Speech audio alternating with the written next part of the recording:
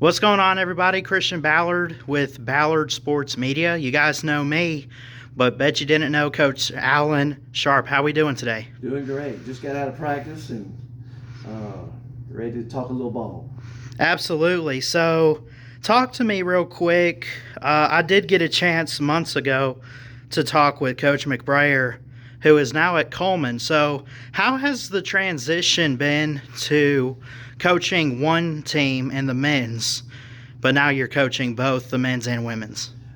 I think the biggest thing with the transition for me personally is basically having to get through two practices. Coaching is coaching, and basketball is still the same game, whether it's men or women. But I kind of have to maybe pace myself a little bit better. I have to maybe manage our time a little bit better. You just don't want to. I don't want to get in a situation where, maybe the girls are practicing first and something's not going right, and we end up on the floor for 2.5 hours, and then I look up and then here come the guys. Yeah. They're ready to practice. So I think that's been the biggest transition. Is just kind of pacing myself and managing my time wisely to make sure I have enough juice and energy to get through two practices. Absolutely. What would you say is the message you would have for any recruits out there that are looking to come to Wallace State and play basketball? Well, we take this serious here at Wallace State. Whether we're a two-year community college or whether we were NCAA Division I, we're serious about what we're doing. We take great pride in how our kids act. We take great pride in them getting their schoolwork done. We're serious about practice time and how we practice, holding them accountable. And I would just say that if you're really, really serious about it and you truly love it, Wallace State would be a good spot for you because it's something that we truly take a lot of pride in all aspects, on the floor, off the floor, in the community. It's something that we're really serious about. I want to learn more about you. What was your inspiration to coach basketball and how you ended up getting here at Wallace State? Well, I grew up in a coaching family. My dad was a coach and athletic director for all my life and coached small college basketball at different places. So I grew up around it. I grew up, ever since I could walk. Every afternoon I was at a practice. Either it's his practices, or as I got older, it was my practices. So I just grew up around it and played in college. Didn't have many other interests other than basketball. So when the ball stopped bouncing, the closest thing to staying in the game would be coaching. And got my foot in the door, and I came to Wallace years ago in '05, the first time. And Dr. Karlowicz's hired me way back then, and I was here for 5 years. I left. I was the head coach at Arkansas Monticello, and then I was the head coach at the University of West Alabama for 6 years. And during that time, family dynamics change. We have kids, 3 of them. They started getting older, and grandparents are getting older, and this opportunity at Wallace came open again, and it was just kind of fell into place that maybe this is the thing for us to do. It was good for our kids. It was good for Susan, my wife, to be closer to her parents in Tennessee, and just thankful that Dr. Karlowicz hired me again. Not many people get to say they were hired twice, Right. But got hired again, and we're thankful to be back. This is Christian Ballard with Ballard Sports Media talking to Coach Alan Sharpe of Wallace State basketball.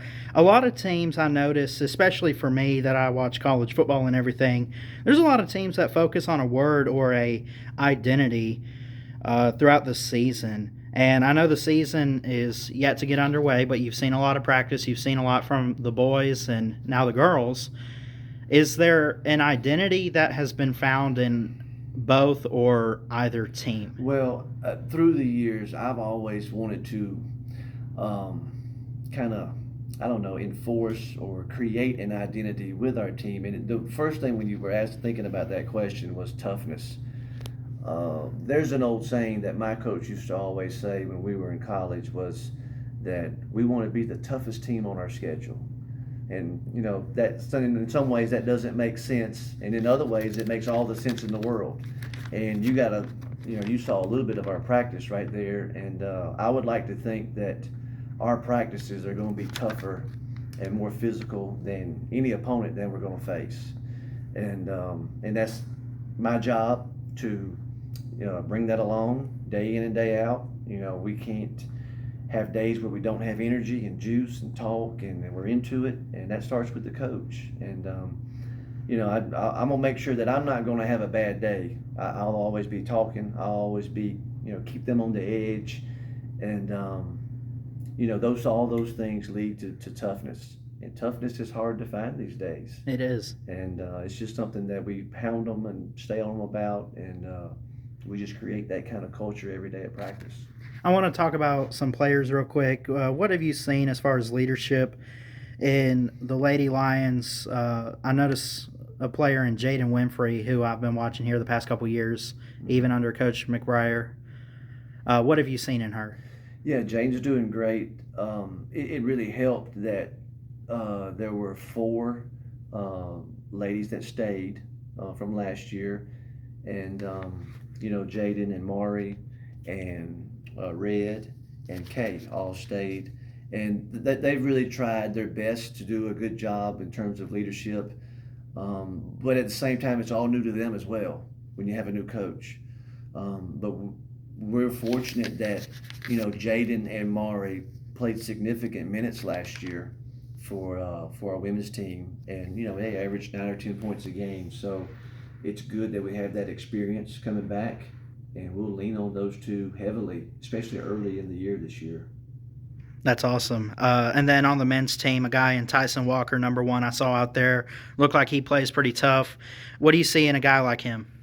Yeah, Ty's got an interesting story. His hometown is in Iowa. He spent 2 years at the University of South Dakota. Had some injury issues, and Cam did a great job building a relationship with him, recruiting him, and we're glad he's here at Wallace State. It's hard. It's really tough sometimes at this level to get age and experience, because oftentimes our kids come from high schools. But anytime we have a chance to get a kid that has college experience under their belt, whether it's a year or 2 years, considering if they redshirted, it helps tremendously just from a maturity standpoint and an experience standpoint. Yeah, and then lastly, I heard some quotes from you today, and they actually kind of stuck to me a little bit, but I'm curious what you mean by them. You had one that said, "The best shot for us, not you." And then you also had one where you said, "We want to be the toughest team on our schedule." Could you talk about those? Well, we're at a point in the season where we're trying to start incorporating some offense, some concepts, some sets, some things that we're looking to do on O. And, especially guys, let's be honest, guys are sometimes selfish. Sometimes guys have big egos, and sometimes guys think they can really do it all on their own. And, just the thought of, we want the best shot for our team, that possession. That may include you, that may not include you. But the offense, the shot will present itself, and that we don't have to work so hard to score, especially early in the clock. And, it takes it's an adjustment for some of these kids. Some of these kids have been the stars on their teams their whole life, and they've been able to, dominate the ball and have the ball in their hand all the time. Well, now you're on the floor with 4 other good players. So, the point is, we want the best shot for our team, not the best shot for you. Absolutely. Coach Alan Sharpe, everybody, from Wallace State Community College in Hanceville, Alabama. Coach, I appreciate your time. Thank you, Christian. Thanks for being here. Yes, sir.